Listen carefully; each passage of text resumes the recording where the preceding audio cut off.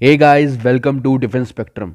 Guys, AFCAT के exam में आपके ईडियम एंड फ्रेजेस पक्का से पक्का आते हैं। ठीक है, कम से कम 3 क्वेश्चन आएंगे और 3 क्वेश्चन 3 नंबर के, 3 3 जा 9 मार्क्स। 9 मार्क्स के आपके केवल और केवल ईडियम एंड फ्रेजेस आते हैं। ठीक है, तो देखो, ये हर बार का क्वेश्चन है, तो आपको मैं इसकी एक ट्रिक बता रहा हूँ कि आपके कम से कम 3 में से 2 तो सही हो ही जाए। 3 में से 3 भी सही हो सकते हैं, लेकिन 3 में से 2 कम से कम सही हो जाए। ठीक है, इस वीडियो को देखने के बाद आपको एक कॉन्फिडेंस आ जाएगा कि भाई हाँ, ऐसे करते हैं और ये सही हो सकता है मेरा। ठीक है, देखो, पहली पहली बात, ईडियम एंड फ्रेजेस 2 टाइप के होते हैं। एक होता है सेंटेंस की फॉर्म के अंदर, ठीक है, एक होता है डायरेक्ट डायरेक्ट फॉर्म। सेंटेंस के फॉर्म जैसे देखो, मैं आपको बता रहा हूँ, ये 2022 के, सॉरी 2020 में फर्स्ट में आया था और 2022 के सेकंड में आया था। देखो, एक बार मैं आपको दोनों के एक एक टाइप करवा देता हूँ ताकि आपको कोई कंफ्यूजन ना हो।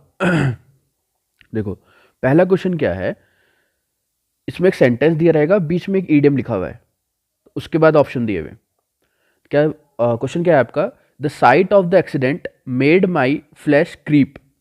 तो जब भी एक्सीडेंट होता है तो आप क्या होगे? देखो, इसमें ना कोई भी एक ईडियम जब भी बनता है तो उसके पीछे एक कहानी होती है। तो जब भी कोई भी एक ईडियम बनेगा तो उसके पीछे क्या होगी? कहानी होगी। क्या होगी? कहानी। ठीक है, तो आपको ये जज करना है कि क्या ये ऑप्शन उस कहानी को मैच कर पाएगा। ठीक है, बस इतना सा कॉन्सेप्ट है। इतना सा आपको कॉन्सेप्ट है। देखो, वैसे तो आपको ईडियम एंड फ्रेजेस याद होने चाहिए, कम से कम 1000 के आसपास, जो कि मैंने ऐप के अंदर करवा रखे हैं। लेकिन फिर भी अगर आपको याद नहीं है तो आपको बस इतना पता होना चाहिए, इतना कॉन्सेप्ट होना चाहिए कि भाई हाँ, ईडियम एंड फ्रेज के पीछे कोई ना कोई एक कहानी रही होगी, उसके बाद ही ये बना है ईडियम। जैसे कि एक एग्जाम्पल भी दे रहा हूं मैं। आपने कभी ना कभी ये हिंदी में तो सुना ही होगा ना, इसको बोलते हैं, ऐसे आपने सुना होगा, काला अक्षर, काला अक्षर भैंस बराबर, भैंस बराबर। ये तो कभी ना कभी आपने सुना है, कभी ना कभी तो सुना ही होगा, है ना, किसी ना किसी को बोलते हुए। इसका मतलब क्या होता है? इसका मतलब होता है कि कोई भी एक वर्ड लिखा हुआ है, वो उसको पढ़ नहीं पा रहा है, वो अनपढ़ है, लिटरेट है। ठीक है, अनपढ़ है, अनपढ़ होना।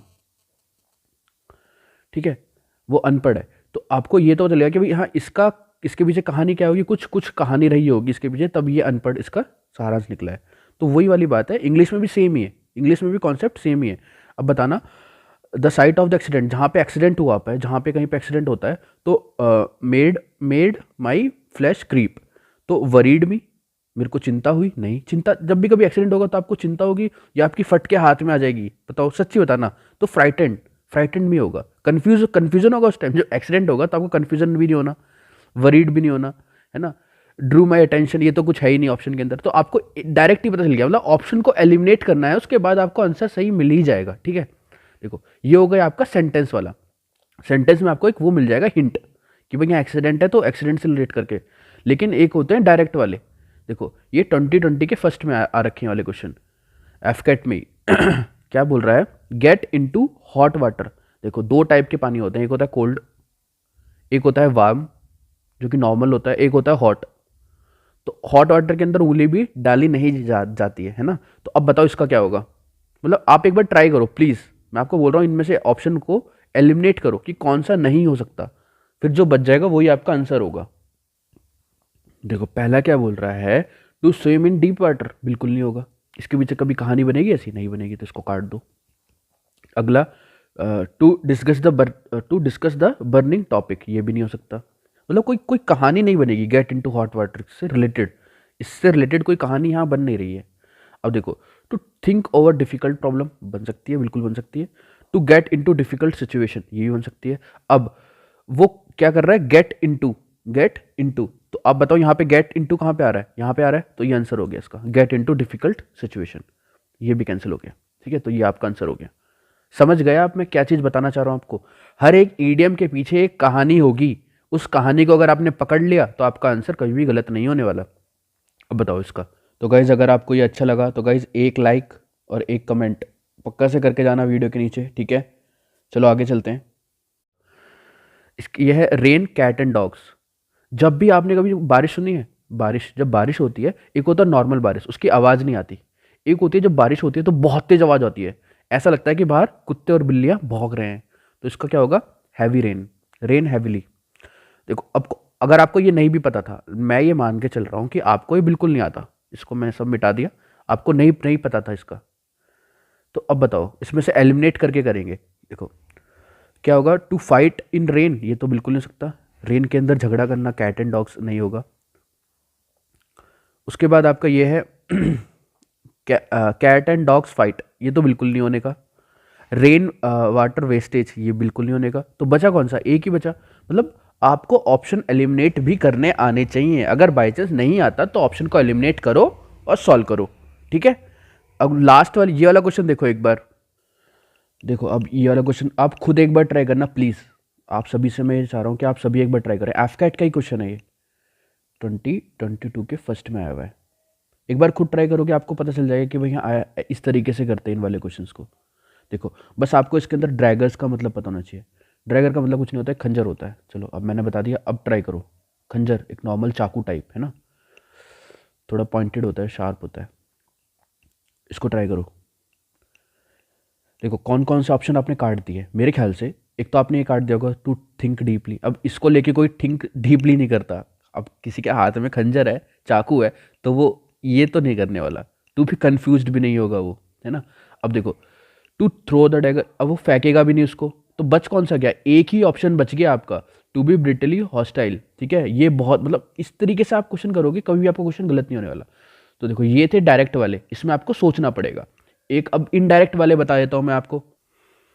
देखो एक तो मैंने आपको करवा दिया था, दूसरा ये दो क्वेश्चन और करो, आपको थोड़ा एक कॉन्फिडेंस आ जाएगा कि भाई हाँ मैं क्वेश्चन कर सकता हूँ। ये वाला करना। देखो क्या बोल रहा है, I just paid him a left handed compliment. हमेशा याद रखना, जब भी कभी भी एक आदमी है, ठीक है, इसका ये हो गया राइट हैंड, इसका ये हो गया लेफ्ट हैंड, तो कोई भी राइट हैंड से जो भी काम होता है वो पॉजिटिव काम होता है, अच्छा अच्छा काम माना जाता है। और जो भी लेफ्ट काम से होता है वो नेगेटिव माना जाता है, नेगेटिव काम माना जाता है। बस इतना सा कॉन्सेप्ट है, ये आपको याद होना चाहिए। अगर जो पेड वाले बैच में उनको ये सब पता होगा, ठीक है। अब यहाँ पे आ जाओ, अब आपको इतना तो पता चल गया कि ये नेगेटिव है, नेगेटिव है, लेफ्ट हैंड से कोई कॉम्प्लीमेंट दे रहा है तो उसका मतलब वो ताना मार रहा है, या तो फिर जस्ट आई पेड ही में लेफ्ट हैंड कॉम्प्लीमेंट, उसने उसको लेफ्ट हैंड कॉम्प्लीमेंट दिया। तो एन ऑनेस्ट, ये तो पॉजिटिव हो गया। ए वेल डिजर्व्ड, ये भी पॉजिटिव हो गया। फ्लैटरिंग का मतलब भी पॉजिटिव होता है, किसी को होता है ना फ्लैटरिंग, फ्लैटरिंग करना, है ना, हो गया। इन सीरियस, क्या in serious, insincere, sorry insincere. Insincere क्या हो गया, देखो इनसिंसियर का मतलब क्या चीज़ होता है, जो बच्चा सिंसियर होता है आपको पता है वो कैसा होता है, और इन उसके आगे लगा लगा दिया, तो इनसिंसियर मतलब जो हॉनेस्ट ना हो या फिर अपने टाइम का पाबंद ना हो, इस तरीके से इनसिंसियर हो, ठीक है। तो मेरे ख्याल से इसका आंसर यही होगा, इसका आंसर होगा सी। देखो क्योंकि आपको पता लग गया लेफ्ट हैंड से जो भी काम होता है वो कैसा होता है, नेगेटिव होता है। बस इतना सा यहाँ पे कॉन्सेप्ट था। तो ये नहीं होने का, ये नहीं होने का, ये नहीं होने का, एक ही बच गया, इनसिंसियर। आगे चलते हैं। ये वाला क्वेश्चन करो प्लीज़, एक बार इसको खुद ट्राई करना गाइस, प्लीज़ एक बार। आपको मैं 30 सेकंड दे रहा हूँ, मैं खुद भी वेट कर रहा हूँ कि आप सभी इसका आंसर कमेंट करें प्लीज़।